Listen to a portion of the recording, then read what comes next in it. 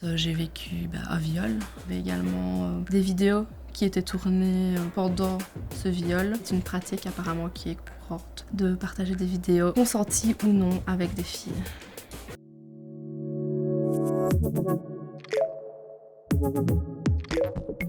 Bonjour, je suis Céline, la créatrice du compte Instagram Céline la survivante. Je suis une survivante de violences sexuelles, mais pas que.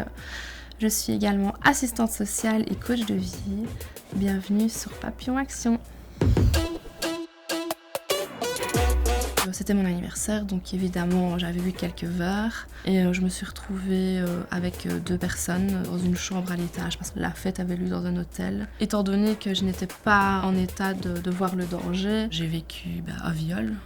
Et ce que je ne savais pas, c'est qu'il y avait également des vidéos qui étaient tournées pendant ce viol.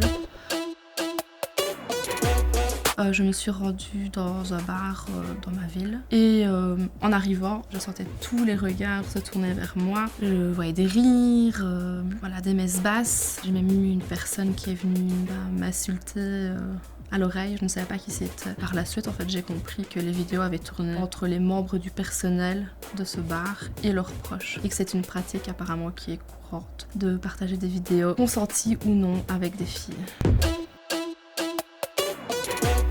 Quand j'ai déposé plainte, il y a eu une enquête, je m'attendais pas, parce qu'on est dans une société où on prépare à ce que la parole des victimes ne soit pas prise au sérieux. L'enquête, elle a duré 1 an. J'ai reçu un courrier, accident ou les faits du 3 février 2018. J'ai l'honneur de vous annoncer que votre plainte est classée sans suite. On se sent pas légitime, pas entendu, pas reconnu. Mon dossier n'avait pas été pris au sérieux, entre autres parce que des personnes ne répondaient pas aux convocations. J'ai décidé de dénoncer les faits. Quelques heures après, j'ai reçu des menaces. Par la suite, j'ai été convoquée à 2 reprises pour des plaintes. Quand on porte plainte pour viol, ça prend du temps, mais quand quelqu'un porte plainte pour calomnie, diffamation, on est très vite convoqué. On m'a dit que c'était interdit de dénoncer sur les réseaux sociaux. C'est violer qui est un crime dénoncé. Pour moi, c'était vital. Je n'avais que cette manière-là de faire entendre ma parole. Les conséquences des violences sexuelles sont malheureusement banalisées, minimisées. On pense que t'as vécu ça, c'est dur, mais on va voir un peu à psy, puis après c'est bon, ça passe. Mais non, en fait, ça reste ancré à vie. Je souffre de fibromyalgie, donc c'est en lien direct avec les violences sexuelles, mais également d'anxiété, de dépression, donc on n'est jamais à l'abri de rechutes, et de troubles alimentaires et de stress post-traumatique. J'aborde le consentement. C'est quoi les violences sexuelles? Le fait de mettre des mots sur les différents types de violences sexuelles, d'autres personnes peuvent s'identifier et se dire « Ah oui, en fait, ce que j'ai vécu, c'est grave. » En fait, mettre en lumière les conséquences, mais aussi des sujets très importants pour moi, c'est également où est-ce que je peux demander de l'aide, comment, quelles sont les procédures pendant l'enquête, à quoi j'ai droit. C'est une partie très importante d'accompagnement.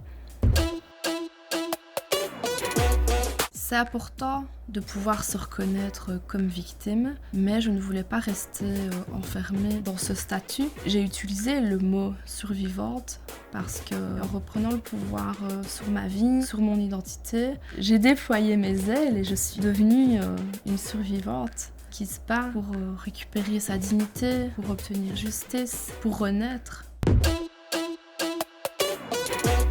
Que je fais actuellement sur Instagram, j'aimerais que ce soit mon métier. J'aimerais ouvrir une ASBL, une association, pouvoir proposer des groupes de parole, mais aussi des interventions dans les écoles, donc avec un public d'enfants, d'adolescents, puisque l'éducation commence à ce moment-là. Et sensibiliser, partager mon histoire, apporter un peu d'espoir aussi.